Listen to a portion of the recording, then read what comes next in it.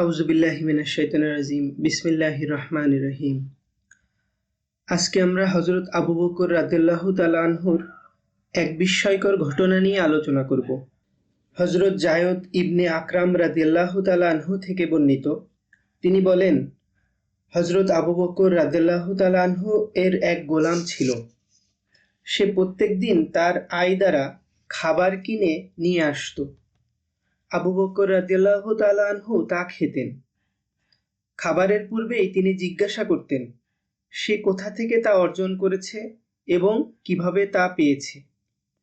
জায়দ ইবনে আকরাম রাদিয়াল্লাহু তাআলা আনহু বলেন, এক রাতে সে গোলাম কিছু খাবার নিয়ে এলো।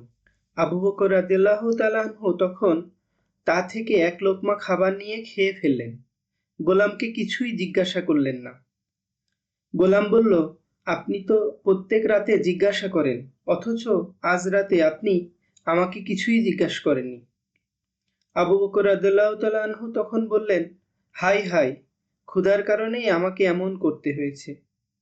আচ্ছা, এখন বলো, এগুলো কোথা থেকে এনেছো?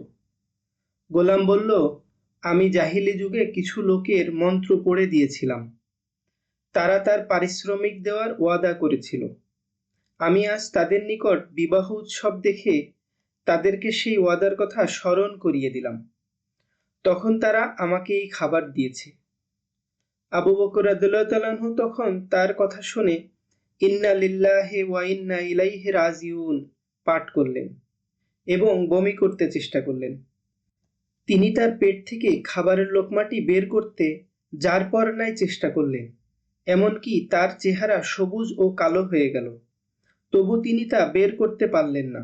অন্যরা তার এই অবস্থা দেখে বলল, এক পেয়ালা পানি পান করলে সহজেই বেরিয়ে আসবে। একটি বড় পেয়ালা ভরে পানি আনা হলে তিনি তা পান করে বমি করার চেষ্টা করলেন। অবশেষে তা বেরিয়ে এলো। উপস্থিত লোকেরা বলল, এই এক লোকমার কারণে এত কষ্ট করলেন? হযরত আবু বকর রাদিয়াল্লাহু তাআলা আনহু তখন বললেন, আমি রাসূলুল্লাহ সাল্লাল্লাহু আলাইহি ওয়াসাল্লামকে বলতে শুনেছি, নিশ্চয়ই আল্লাহ তাআলা হারামে লালিত দেহের জন্য জান্নাত হারাম করে দিয়েছেন। আল্লাহ পাক আমাদের সবাইকে হারাম খাবার থেকে বেঁচে থাকার তৌফিক দেন। আমিন। আসসালামু আলাইকুম।